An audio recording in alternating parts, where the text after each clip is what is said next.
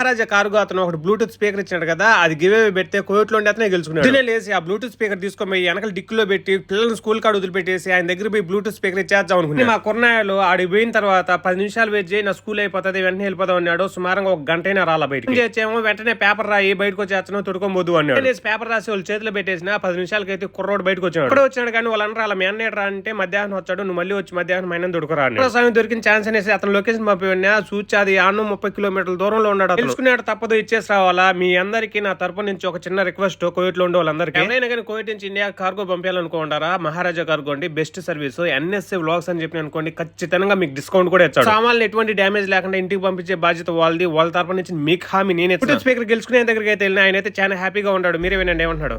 మహారాజా cargo వాళ్ళకి చెప్పు main important మహారాజా cargo అన్న, ఎందుకంటే నీ వల్ల ఇది వచ్చింది నాకు ఫ్రీగా. అయితే చాలా హ్యాపీగా ఫీల్ అయినాడు అబ్బా, నాకైతే చాలా హ్యాపీగా అనిపించింది. ప్లీజ్ మీరైతే ఒకసారి సబ్స్క్రైబ్ కొట్టండి.